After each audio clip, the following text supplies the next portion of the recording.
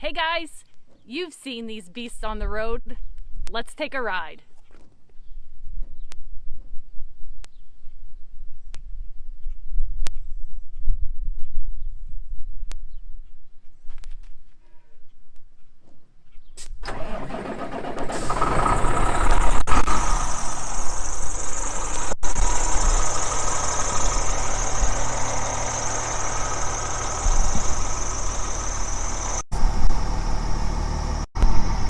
We are trying to get some internet connection, but it is great to be here on a Friday. We'll put this window up and maybe get some less noise here. Okay, so last week, if you remember, we were live in a combine, and this week, hey guys, okay, we had some connection issues, but we are live today for Farm Fact Friday from a semi-truck. So thank you for joining us. We got some feedback that people enjoyed that experience. So what I'm going to talk about today has to deal with safety as it relates to being on the roadway with other semi-drivers. So I'm trying to get my lighting here so I don't look like I have a ghost face. But okay, so 70% of Americans' goods are transported from point A to point B by semi-truck. So what we're going to do today is I'm going to point out some factors as Eric is driving along, so we can safely do this, and basically point out things that you might not consider as just a vehicle in a regular passenger size vehicle. So I'm going to flip the camera around here. Okay, so we're just traveling along on Route 12 close to our house, and we're going to just kind of see what encounters we have, and hopefully kind of show you what a semi-driver has to deal with when they are on the roadway. So as I mentioned, 70% of American goods are transported by semi. So that's a lot of semis out on the roadways. You know, those semis have the semi truck as well as a trailer. You may even see grain trucks, and also, well, we could also call those grain trucks straight trucks. So a little bit of background besides just farmers taking the grain. I had the luxury, I guess, of my dad being a semi-driver. So when I was in driver's ed, he also taught me some important things in terms of driver etiquette and making sure that I was respectful of other large vehicles on the road. So one of the first things we can look at right here are the mirrors.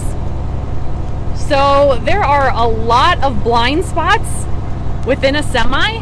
So if you cannot see the semi's mirrors, the semi cannot see you. So just keep that in mind as you are behind the semi or other big vehicles. Make sure you can see the mirrors on the side.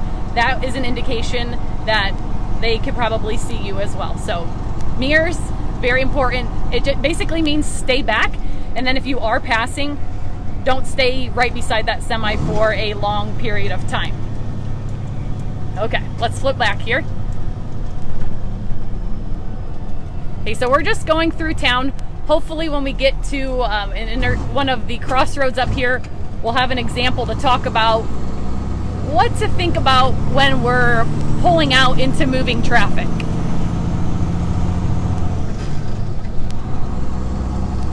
So as you can tell, or maybe you can't tell, but I'll give you the background. We are in a manual vehicle, manual semi, which means that Eric is putting the truck into gear. So that takes time. In order to accelerate, it takes time to go from one gear to the next. So a semi cannot just go to full speed right away. They have to listen to the change in the motor and go from gear to gear until they reach that top gear and get to their desired speed. So that's why when you get behind a semi and they're going, it may take a little bit longer than what you prefer that semi to go in terms of speed. So we've already talked about making sure that we keep a safe distance so that we can see the mirrors and that we're not in any blind spots. So keep that in mind. And then another thing to point out is when a semi is turning, we use those turn signals to let people know where we're going. But sometimes those turn signals are not automatic to shut off. So the moral of that story is use the turn signal as a good guide, but it's not the end all be all. So the turn signal may be on from a previous turn that the operator just forgot to turn off. So just be mindful of that, and don't pull out in front of a semi if you think they're turning just because of that turn signal. Make sure that they're starting to make that turn before you make your move.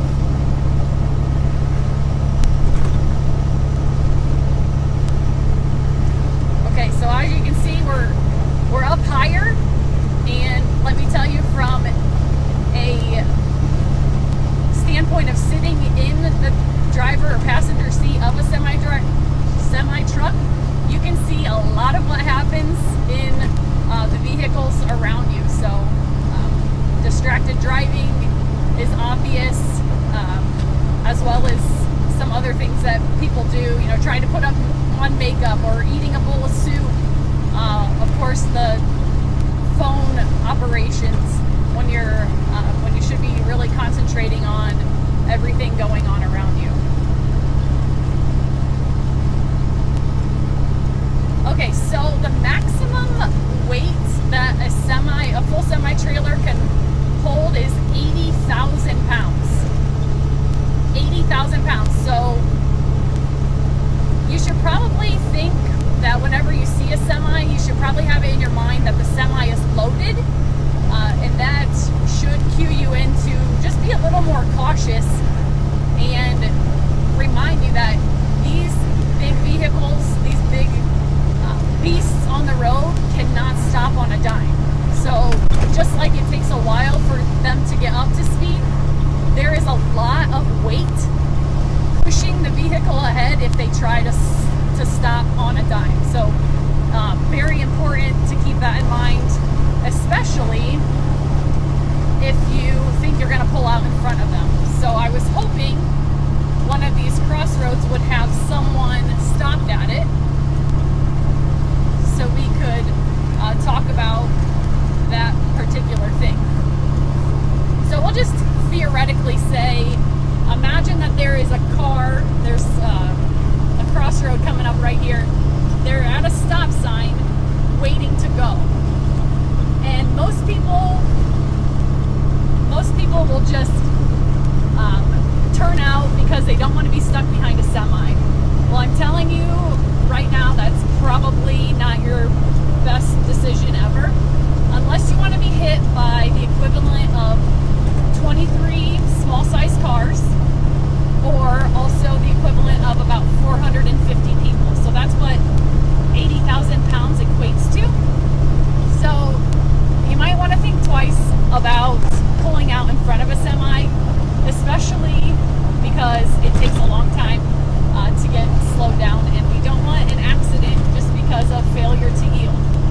When you get on into traffic, you shouldn't make the people that are already on the roadway, you shouldn't have to make them slow down.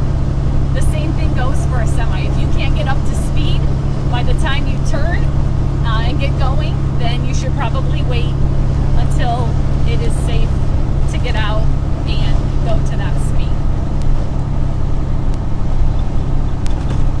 So, and then one other thing I wanted to talk about, we haven't had anyone pass us yet, but an important thing with passing, I was always taught that you should make sure that both headlights in the semi are in your rear view mirror before you cut back over. Because again, if you cut a semi off, it's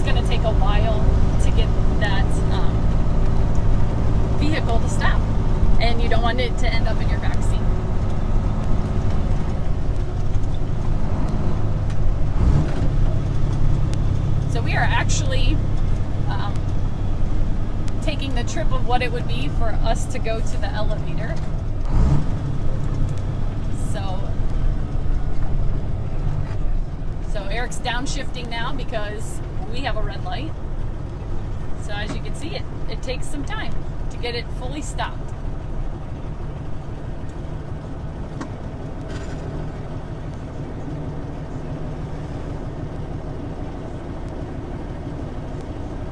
Certainly been dry and hot in Northwest Ohio. I know for us specifically, the storms have been splitting us, but I hope that if you're listening that you've gotten some rain yourself.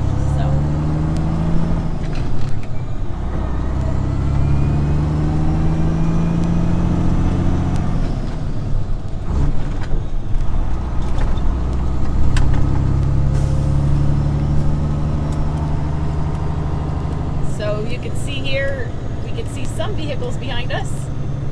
Those people are staying back a good enough distance so that we know right where they're at.